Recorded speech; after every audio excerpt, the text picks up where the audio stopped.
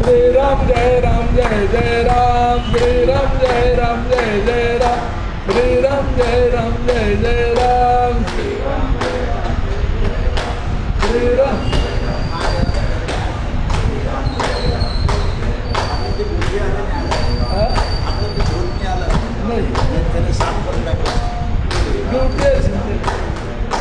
श्री राम जय जय राम।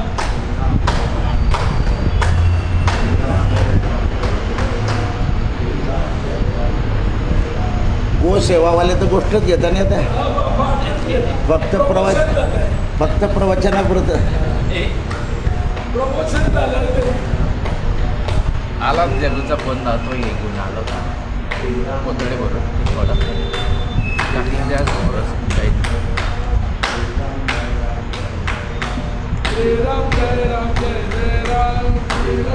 तो बहीणनं तिथे गुळ ठेवला आहे आणि ते पानं ठेवलं, ते घेऊन घे तू. काल गुळ विसरून गेला होता तू, मला जेवण पाठवावं लागेल, इकडे आणून ठेव.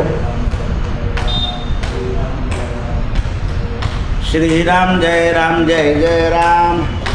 देशपांडे हां बस. श्रीराम जय जय राम. कुंडली वरदा हरी विठ्ठल श्री ज्ञानदेव तुकार गोपाल कृष्ण भगवान की जय. निवृत्ती ज्ञानदेव सोपान मुक्ताबाई एकनाथ नामदेव तुकाराम.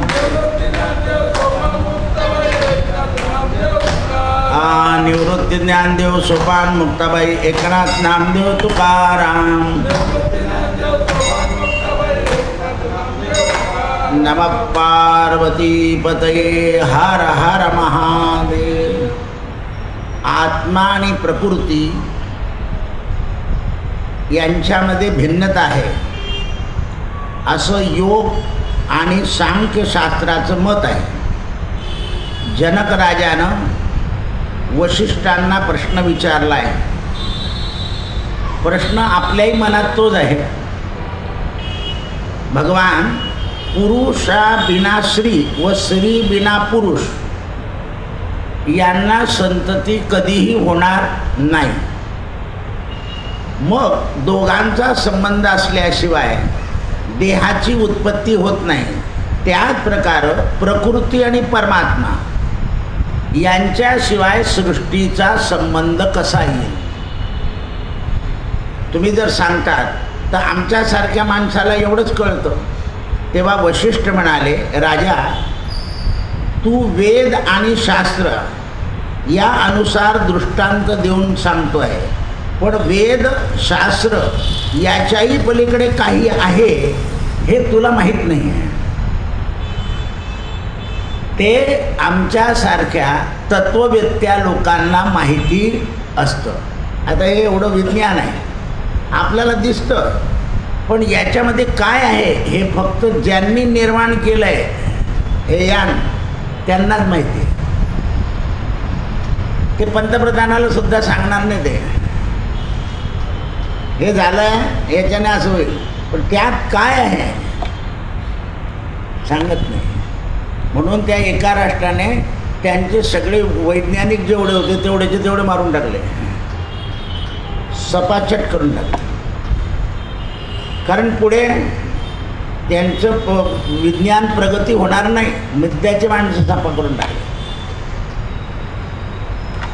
म्हणजे तसा परमात्मा आहे. आपण जे शास्त्र वेद पुराण जाणतो ना याच्याही पलीकडे तो वेगळा आहे.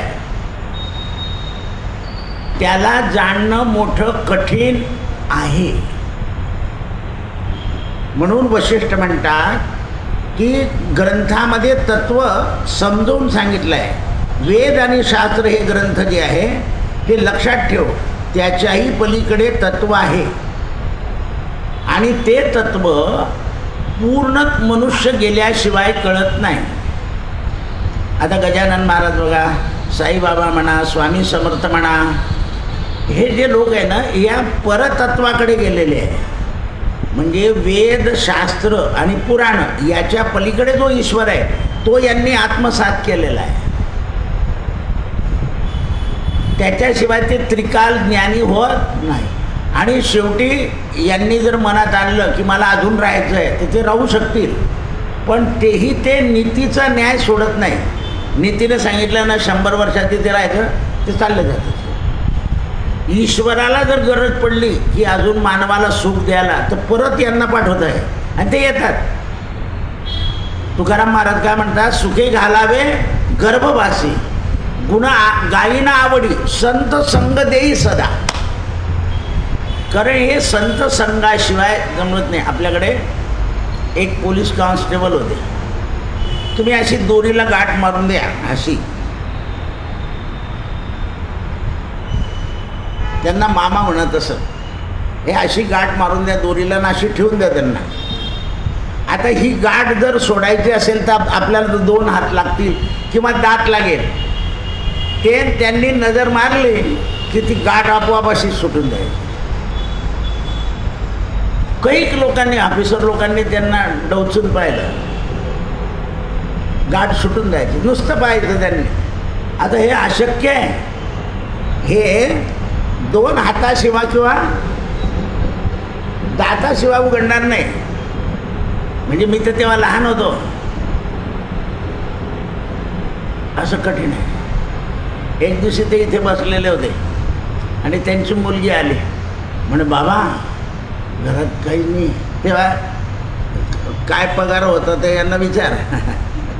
70 रुपये, 80 रुपये, जास्ती 90, 100च्या आत होता. तर ते 100 रुपये 90 रुपयामध्ये 3 पोरं हे भागवणं कठीण जात होते या लोकांना. तू घरी जाय म्हणे, 10 मिनिटात काम होईल. ते इथेच बसले होते. ती पोरगी गेली 10 मिनिटाने त्यांच्याकडून कोणीतरी पैसे घेतले होते, तो पैसे देऊन गेला घरी. ती पोरगी आली म्हणे, काका पैसे देऊन गेले. मग कर म्हणे जाय. म्हणजे इतके निर्धास्त असतात ते, इतके निर्धास्त. त्यांचे गुरु जे होते ते आमच्या चिरमाणे दादाचे आणि त्यांचे एकाचेच गुरु होते. पण एक माणूस असा होता ना, हे चिरमाणे दादा जय भोले, तर त्यांचे गुरु इथे यायचे या 6 नंबरच्या सेंटरमध्ये. तर सगळे आतडे असे बाहेर काढायचे ते, जसे साईबाबांनी यांनी काढले होते असे, आणि लोकांना दाखव धुवून टाकवाने सगळे, आणि परत असे त्याचे आत घेऊन यायचे. मी त्यांना म्हटलं इथे करा म्हणे, देवासमोर चांगलं नाही राहणार, देवाच्या मागे जाऊ म्हणे आपण. तर मागच्या बाजूला केलं होतं पण देवासमोर केलं नव्हतं. म्हणजे योगी होते पण देवासमोर नाही केलं. म्हणजे मूर्तीला मानलं नाही तर योगी मानत नाही योगी. पण त्यांनी मानलं ते म्हणजे नाही. तर त्याचं कारण आहे. मग आमचे चिरमाणे दादा म्हणे, आमच्या दादाला काही सांगत, दादा तुम्हाला सांगत राहील म्हणे, एवढंच लक्षात ठेवा, असं सांगितलं होतं. तुम्हाला सांगत राहील जन्मभर. आणि मी काही असं जास्ती छंद केला नाही बा, काही द्या हा.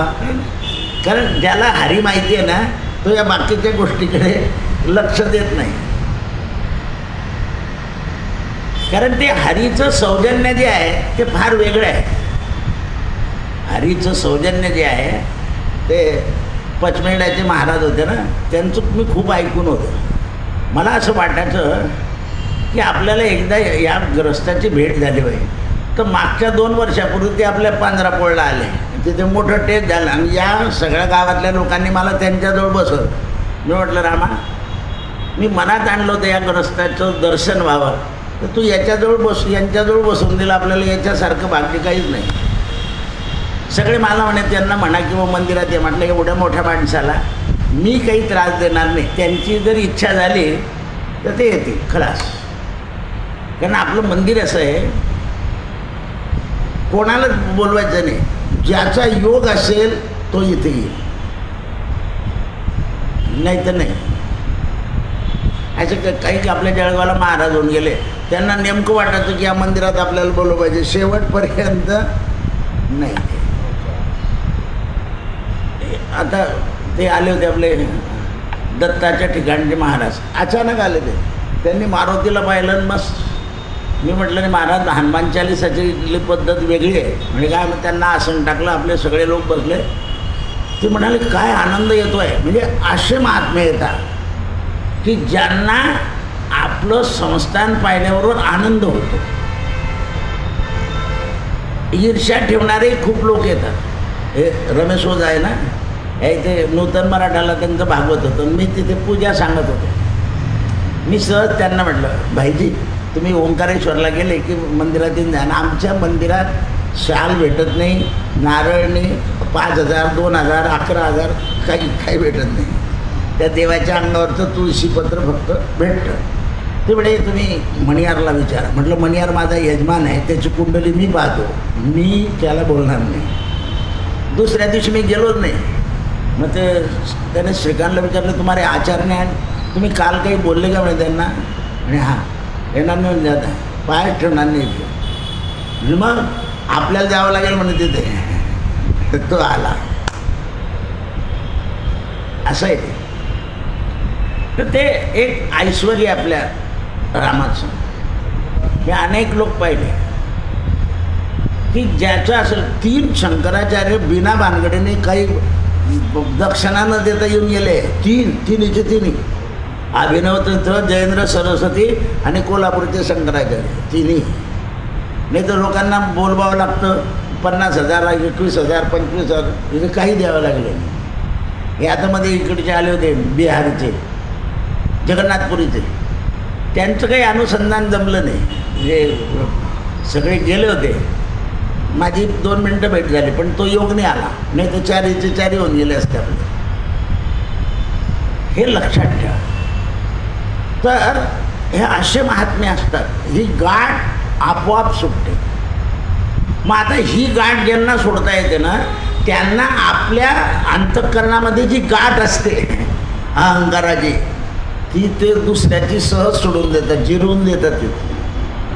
म्हणून एखाद्या संत महात्म्याची अशी चांगली गाठ पडली की आपली अंतःकरणातली गाठ सुटून जाते. नाही तर मग ही पुन्हा बरोबर आली की पुन्हा चक्कर आहे. त्याला घनचक्कर असं म्हणतात. मी तूपणाची एका जनार्दनी श्री दत्त ध्यान. बस. नाथ महाराजांच्या एकाही नातेवाईकाला नाथ महाराज शेवटपर्यंत कळाले नाही, फक्त पत्नीला कळाले होते. म्हणून शेवटच्या दिवशी नाथ महाराज असं काहीच म्हणाले नाही पत्नीला की मला जायचं आहे. निघाले, त्यांच्याबरोबर ती निघाली. म्हणजे तिला कळालं होतं की हे चाललं. ते पाण्यात बसले, ती पाण्यात बसून गेली. फक्त नाथ महाराज पत्नीला कळाले, गिरजाबाईला. हे असं नाही.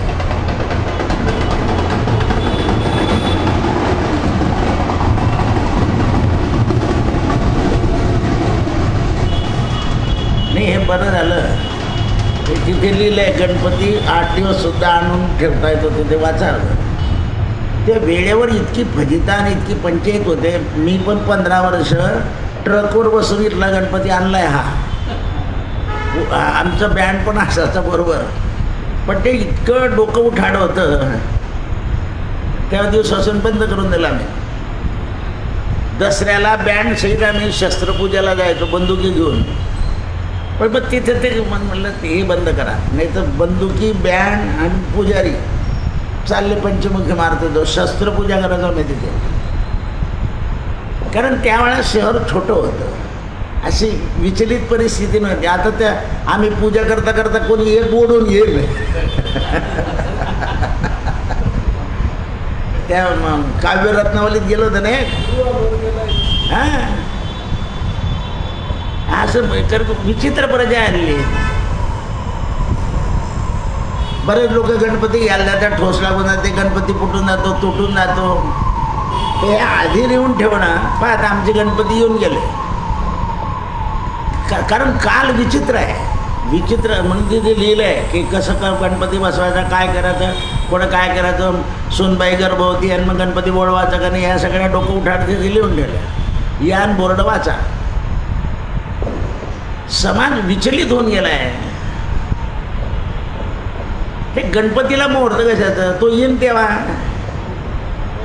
गणपती 3 प्रकारचे असतात. वैदिक गणपती म्हणजे घरातला बसवाचा, 1:30 वाजेच्या आत नैवेद्य करत. आता आनंदी गणपती म्हणजे लहान मुलांचा. ते शाळेतून आले, शाळेचा गणपती करून किंवा असं बस गणपती बसवता, इकडे हत्ती घोडा आरती गेली की बसला त्यांचा गणपती, त्यांना काय. आणि सामाजिक गणपती म्हणजे सगळे लोक संध्याकाळी एकत्र येतात, म्हणून गणपतीच्या 3 प्रथा आहे. देवीची नवरात्रसुद्धा खेड्यामध्ये रात्री बसतं, खरं ते सगळे शेतात गेलेले असतात. ते तुमच्यासारखं कुठे पाहते इकडे राहू चालला का, इकडे केतू चालला का, इकडे अमुक चालला. हां, हे रिकाम्या चौडाय करणारे घरी करत बसतात. ब्रह्ममुहूर्तामध्ये सगळं जेवढं होईल तेवढं पूजन केलं पाहिजे. हे कळत नाही लोकांना. आणि न कळल्यामुळे काय होतं, कोणी सांगेल तसं, कोणी सांगेल तसं, कोणी सांगेल तसं करत राहतं. देव हा आपल्या भावावर अवलंबून आहे. तो भावनेनं तुम्ही कर. सकाळी जो आपला भाव असतो ना, तो 12च्या पुढे टिकत. संध्याकाळी जेव्हा आपण निवांत होतो तेव्हा परत भाव येतो. भाव आला पाहिजे ना. ती बाई कुरकुर करते पोरांच्या मागे, नवऱ्याच्या मागे, बघा गणपती बाजार काय बनबन करते, कोणा ठेव, चला ठेव. अशा घरात काय गणपतीचं काय असं बनबन म्हणतो तो. बाती बालदेव अशांच्या घरी किती विद्वान ब्राह्मण गेला तर काय उपयोग आहे, भनभन. म्हणून देव तिथेच होतो जिथे घरात सगळ्यांचं एक चित्त एक मत आहे. काही कार्यक्रम केला, झालं थंड झाला तर तुमचा कार्यक्रम झाला, थंड झाला असं म्हणतो तो. असं आहे. त्याचं कारण आहे ना, ते तमोगुणात्मक वृत्ती आहे. तमोगुणामध्ये फायद्याकरता सगळं पाहतो मनुष्य. म्हणून आत्मा मंदबुद्धी युक्त माणसांना आणि अहंकारी विद्वानांना जन्मभरात कळणार नाही. मंदबुद्धी आणि विद्वान असून त्यांना अहंकार आहे, त्यांना आत्मा कळत नाही. आपली गावठी म्हण आहे बा खेड्यातली, आत्मा सो परमात्मा. कोणाचाही आत्मा गार करा रे, परमात्मा रुजू असतो. हो, कोणाचाही आत्मा गार करा. म्हणून असे जे लोक वागतात त्यांच्याकडे अचानक कोणीतरी संत चालले जातात, त्यांच्या घरी जेवून येतात. कसं काय आले तुमच्या घरी, म्हणून आपलं आले जेवले. आणि काही लोक प्रयत्न करतात पण येत नाही, कारण ते आत्मा सो परमात्मा म्हणतात. जो आपल्या घरी येईल तो परमात्माच आहे. बस तो कसा आहे, आपलं तो मुलाचा व्याय असेल तर तिकडे वेगळं, मुलीचं असेल तर तिकडे वेगळं, असं कुदतो आपण. कसं काय तुम्हाला आत्मा करणं, दोन्ही व्यायी सारखे आहे. सोयरा आहे तो. बोकड काय दिलं लग्नात, हे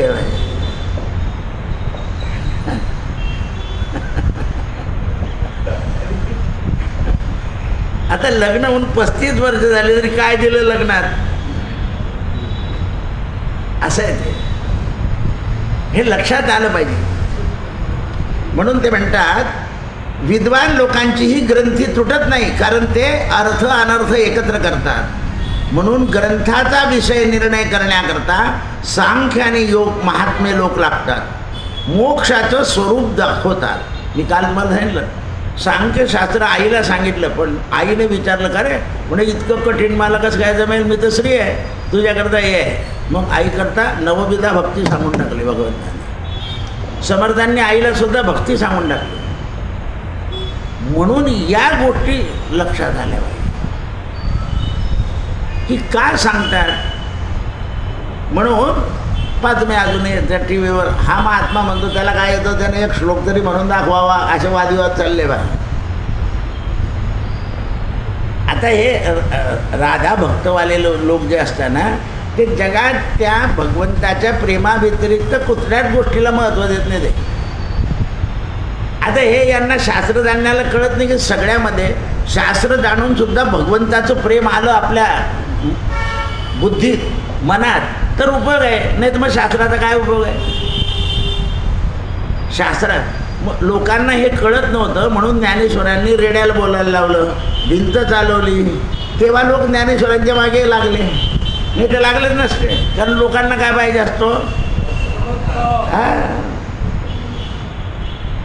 आणि सर्वसाधारण माणसाला कोणाच्या घरी गेल्यावर काय पाहिजे तो सत्कार, एक तर चमत्कार नाही तर दुसरा.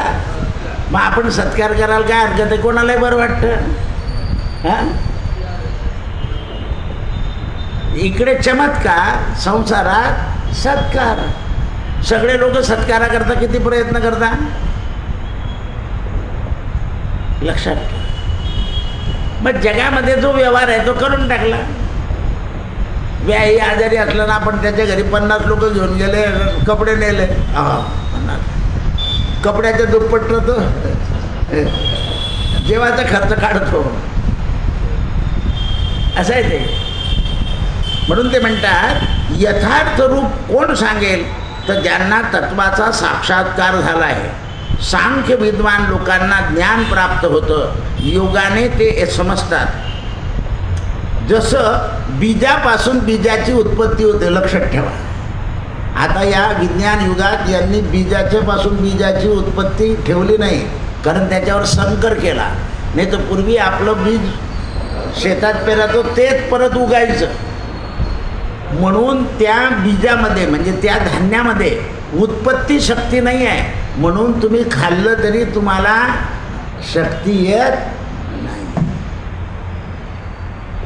पूर्वी आपली जिवारीचं बी आपल्याच घरात असायचं, आता तुम्हाला बी बाहेरून आणावं लागतं आणि ते खोटं निघतं. किती जग फसलं,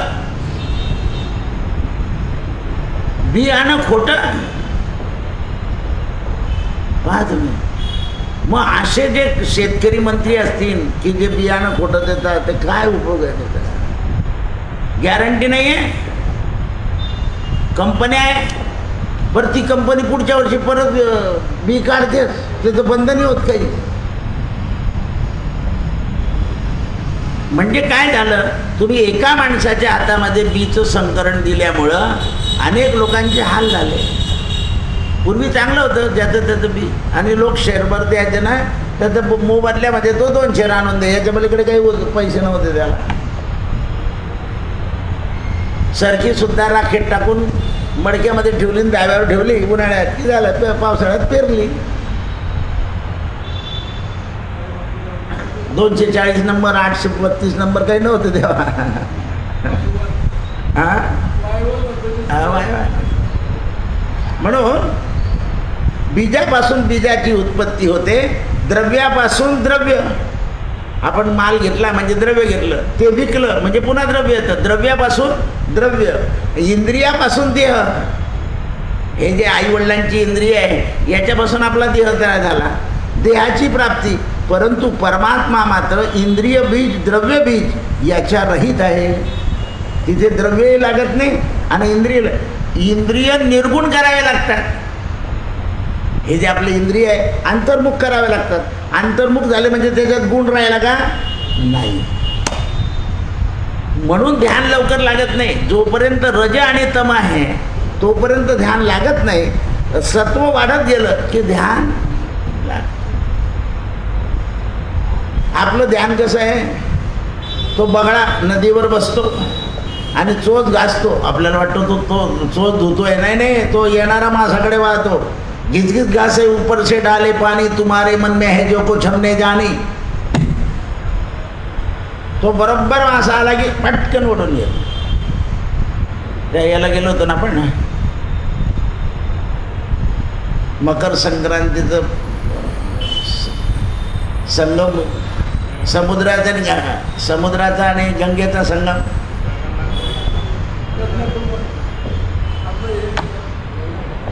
गंगासागर, तिथे कावळे समुद्राच्या काठीवर जास्त होते. मी श्राद्ध केलं, पटापट कावळे सगळे म्हणे कावळे. मी म्हटलं का इतके कावळे? तर ते मासे पाण्याच्या समुद्राच्या लाटाने आले की त्याने पकडलं.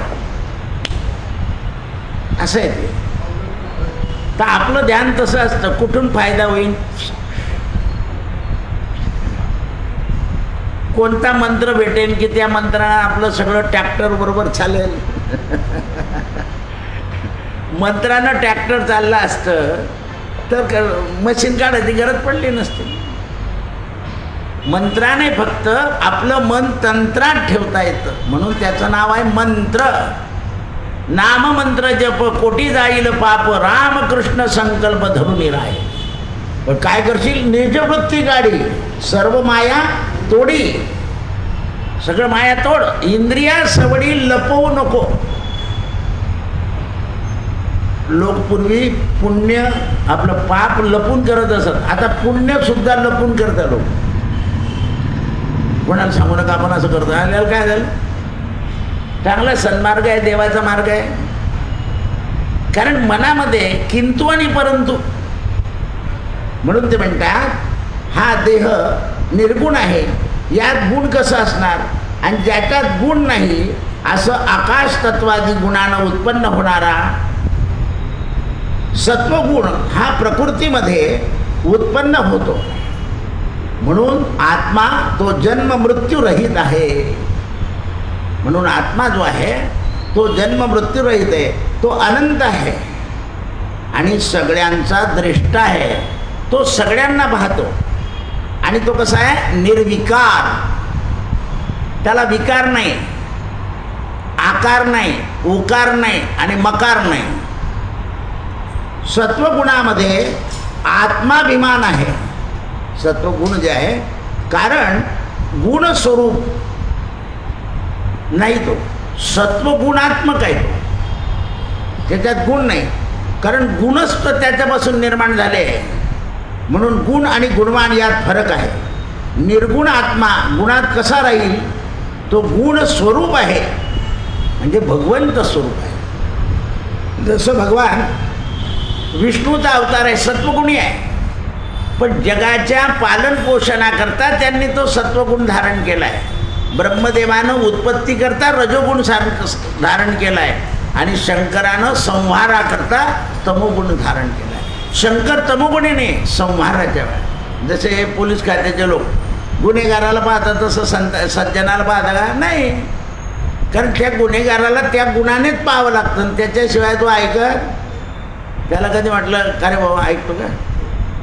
काय लावलं? अरे, तर त्यांना तो गुण अंगी आणावा लागतो, कारण ते कार्य आहे त्यांचं, हे कार्य आहे. त्याप्रमाणे आपल्या अंगी हे 3 गुण आहेत, पण त्याला कमी केलं पाहिजे. म्हणून विद्वान लोक सिद्धांत सांगतात, जीवात्मा प्राकृत गुणामध्ये नाही आहे. प्राकृत गुण आला की अभिमान आला, असं आहे.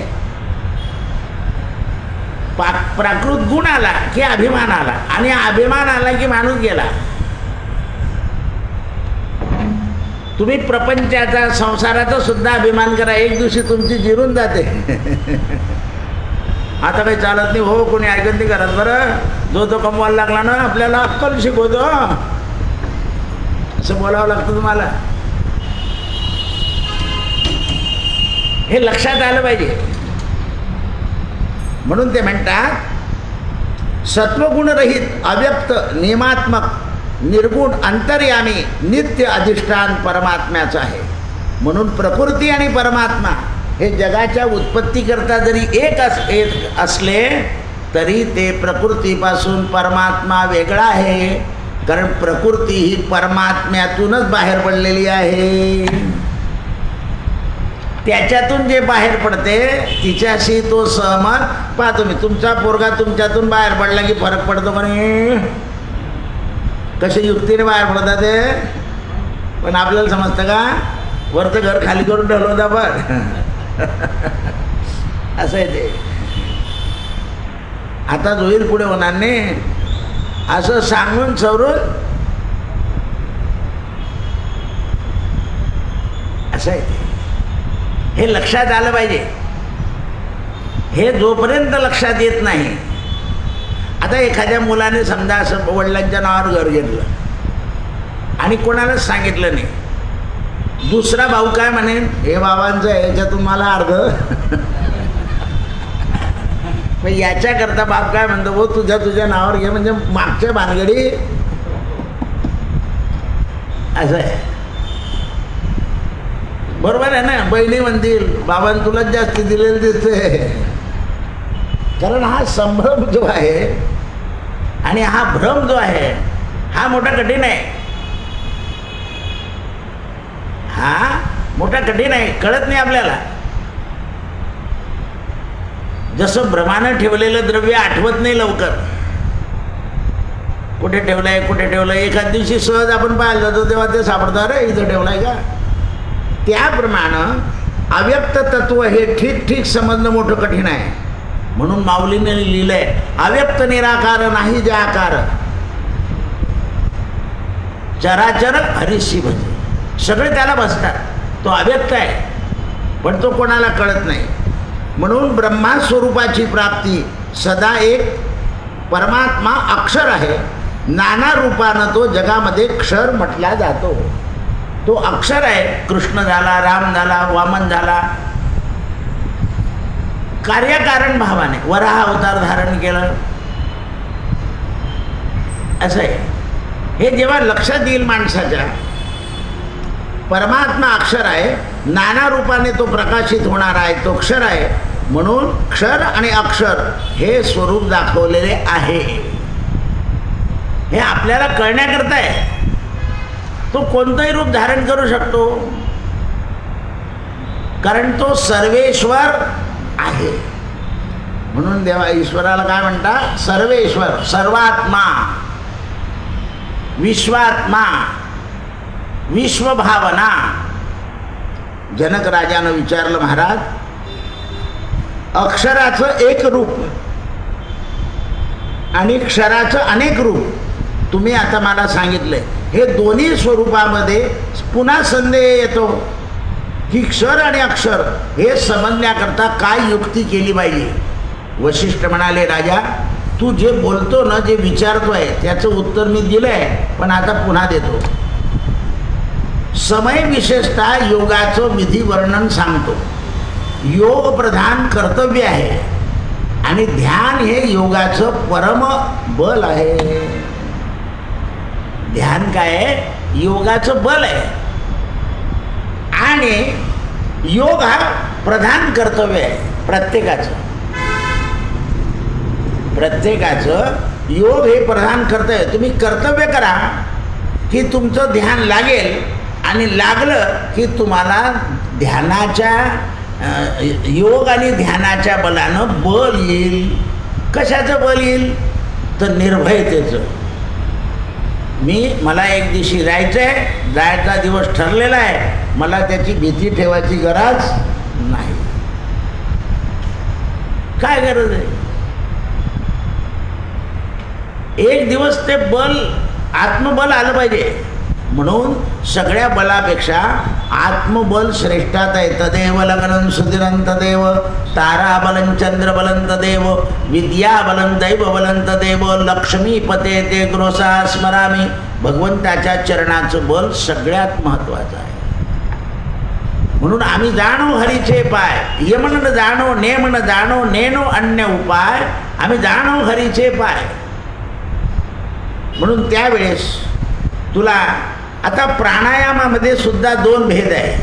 प्राणायाम सुद्धा सगुण आणि निर्गुण दोन प्रकारचे आहे. प्राणायामामध्ये मलत्याग आहे, म्हणजे आपण आतला जो वायू आहे तो सोडतो खराब. म्हणजे मलमूत्र जसं काढावं लागतं शरीरातून, तसा श्वासा वाटून तो प्राण बाहेर काढावा लागतो. एक प्राण आत जातो आणि दुसरा आतला प्राण बाहेर जातो. जसं तुमचं AC तो तुम्हाला गार हवा देतो आणि बाहेर दूषित वारा फेकतो, त्याचप्रमाणे प्रत्येक मानवाच्या शरीरातून आत चांगलं जातं आणि बाहेर दूषित फेकतो. आता लोकांनी विज्ञानाने सांगितलं ना, जेवढी तुळशी लावाल तेवढी. काही बायांनी आपल्या दारापुढे खूप तुळशी लावली होती, त्या माणसांनी उपटून टाकले आणि काय लावले, बेल काट्याची, कोणी काही शमी तुळशी काढून टाकले. आणि आता त्यांनी पेपरात वाटलं, अरे आपलं पूर्वीचं चांगलं होतं. म्हणजे ती बाई म्हणे, मी तेव्हा आता सांगत होती, पण आपण तर धुंदीत होते. काट्याचं फक्त गुलाबा व्यतिरिक्त इतर काट्याचं झाड दारापुढे नसावं. फक्त गुलाबाला मान्यता आहे. गुलाबाला मान्यता आहे, इतर गोष्टीला मान्यता नाही, पण ऐकतच नाही लोक. कोणी दुसरं भूत घातलं की लगेच काढून मंदिरात आणून ठेवून देतात ते. असं आहे शास्त्र. जे मी दुपारी सुद्धा सांगितलं की उत्तर प्रदेश आणि महाराष्ट्र यात फार अंतर आहे. आपल्याकडे सगळं शास्त्र जे आहे ते तंतोतंत आहे, त्याला कुठेही काही भेद नाही, अभेद आहे शास्त्र.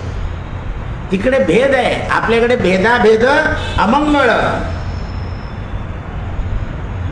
स्त्री पुरुष हा भेद सगळीकडे राहणार. न्यायाधीशांची हे चालली आहे संमेलन, त्याच्यामध्ये पट्टेवाले जेवतील का? नाही. पट्टेवाला सामान आणून देईल पण तो जेवू शकणार नाही. पूजा करताना धोत्रच का नेसलं पाहिजे? सरकारी वकिलाच्या अंगावर मोठा अंगरखा असल्याशिवाय तो तिथे उभा राहू शकत. न्यायाधीशाच्या अंगावर अंगरखा असल्याशिवाय का बरं तो धरून ठेवला? ते काहीतरी ठेवावं लागतं ना, विशेष काहीतरी विशेष ठेवावं लागतं. ते ठेवल्याशिवाय नाही चालत तसं. मग म्हणून जगामध्ये काही वर्ण संस्कार ठरलेले आहे, ठेवलेले आहे. म्हणून ते म्हणतात योगाच्या द्वारानं मनाची एकाग्रता होते आणि त्याचं प्रथम साधन प्राणायाम आहे. कृष्णार्पणमस्तु प्रथम साधन आहे. सत्यगुरुराय कृपा. मग त्या प्रथम साधनाला आपल्या जेवढ्या सत्याच्या आचरणानं बोलील तेव्हा तो आत्म्याशी प्राणायाम संबंध साधतो. जोपर्यंत आपले इंद्रिय बहिर्मुख आहे तोपर्यंत प्राणायाम केला तो एक व्यायाम आहे. सत्यगुरुराय कृपा मज केली परिणाय घडली सेवा काही. मस्तकी तो जाणा ठेविला कर भोजना मागते वडिला